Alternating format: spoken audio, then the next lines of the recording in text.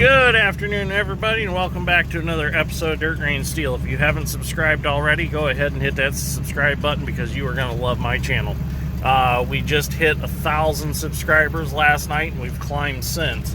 So, it's Sunday afternoon.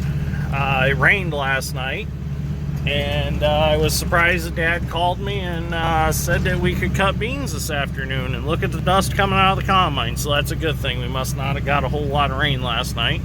So I'm going to give Dad some fuel, some engine oil, and Mom's going to come pick me up and help me get the gleaner moved over here because Dad's strength is off for the day. He had some stuff he needed to take care of, so I'm going to get Dad his fuel.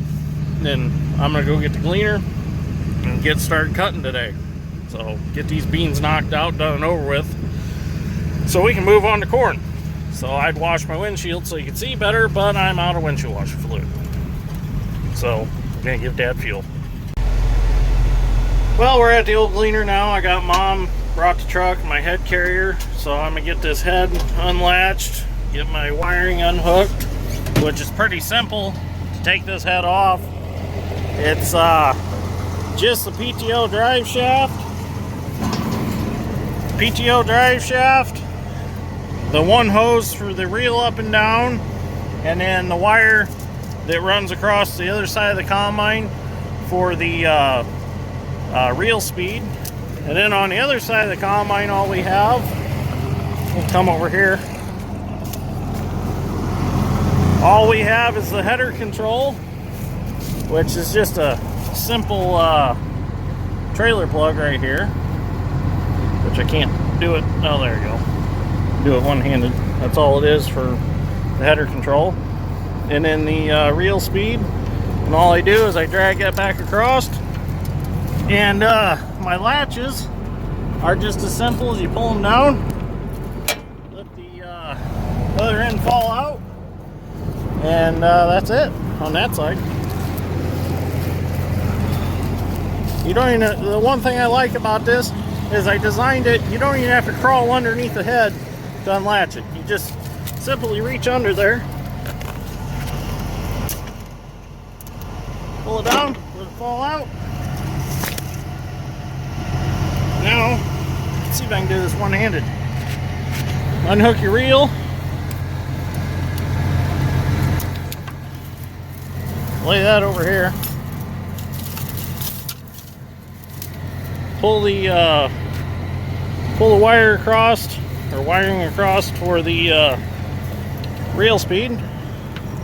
I put it up here, bring it around here, oops, bring it around, just loop it back into itself, kind of tie it in a knot. That way it don't fall off going down the road. Works out pretty good. And the shaft itself, which, oh yeah, oh, I can't do that one-handed because the plastic shield is a little messed up and it goes over itself, so I'll have to do that with both hands. But the shaft just goes up here on this bolt and it goes there for transport. So I'll get that shaft up and then head's ready to come off. So I'm going to set it on the carrier and get on my way. Well, I got to strap it on the carrier first so Mom don't bounce it off, but then I'll be on my way. The head's on the cart. Everything's cleaned off. So we're ready to go on a road trip. So we're going to go help Dad cut. Go tell Mom we can go.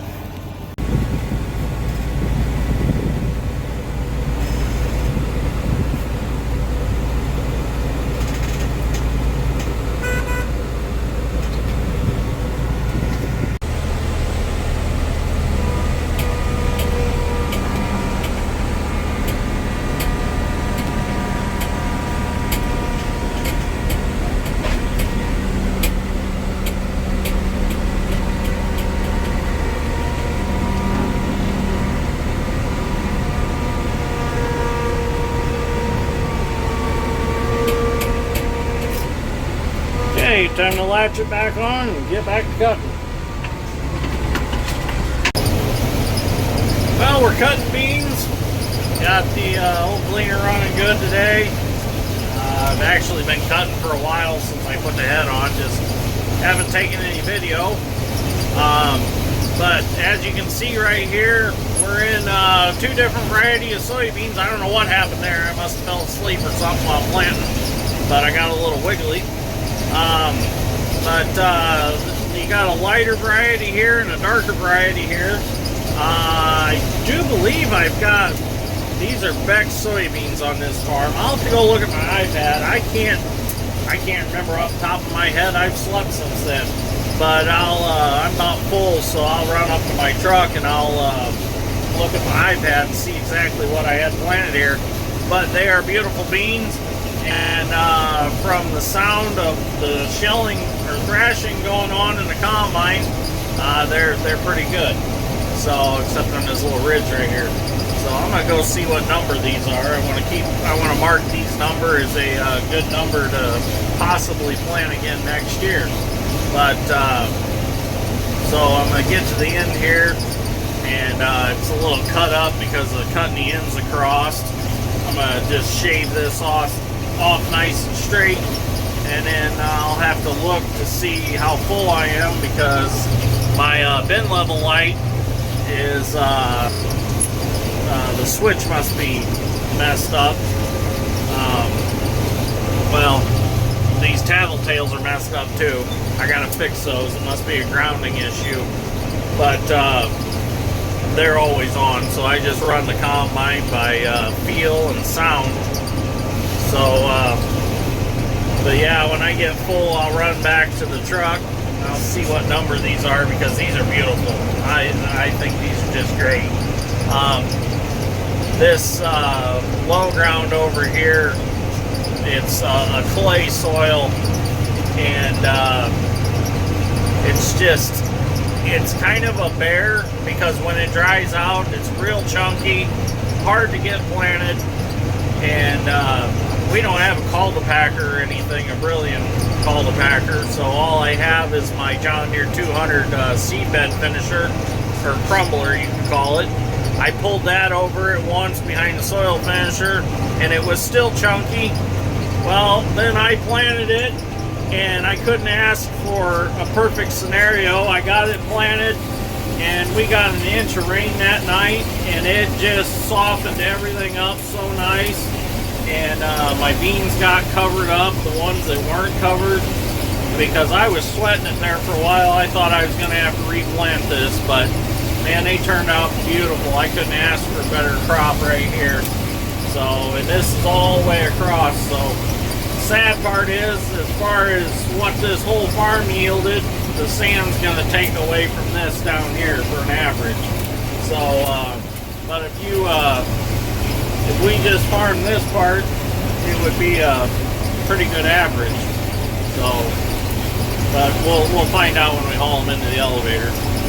But pretty excited this morning. I went and got some supplies for my new business that I'm going to start. I'm going to start selling ear corn for squirrels, and I'm going to launch my own brand of bird feed. So my idea is to make a bird feed that doesn't have all the fillers in it that birds don't like anyways. Just going to leave them out, and I'm going to make a bird feed that the birds really like. And I've been doing some research on some different things to add into it to really attract the birds. So I'm pretty excited about that. Like, I need another project, you know, but I thought, you know what, I think it would be fun. Uh-oh. Whoops. Okay. So I'm full. It's raining on my cab roof. I need to get that light fixed. Next time I'm up at Worthington, I'll just get one off another combine. It's got to be the switch and the hopper. So, yeah, it's raining soybeans. It's not that big a deal. It's really not that many. It just sounds like it is because of the tin roof, I guess.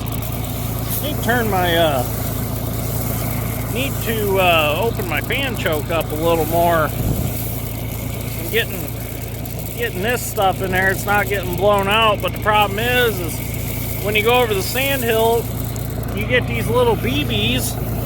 Let me see if I can find one. These smaller beans, and you end up blowing them out. So that's why I'd rather sell or send a little trash to the elevator as to lose soybeans. So just gotta find that happy medium. See, like this stuff. Some of that just ends up from being in the combine, from starting and stopping the thresher and stuff like that. So, but other than that, there's nice beans. Nice, they got some good size to them.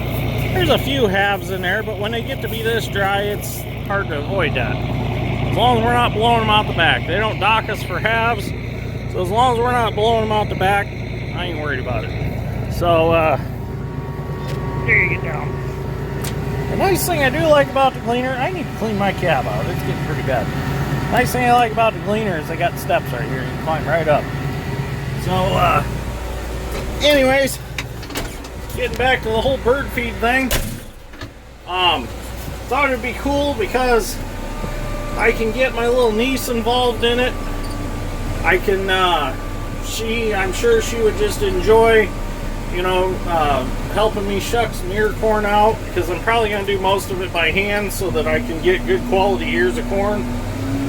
I was thinking about buying a new idea ear corn picker, but I'm worried about, you know, it being too hard on the butts of the ears and shelling them out.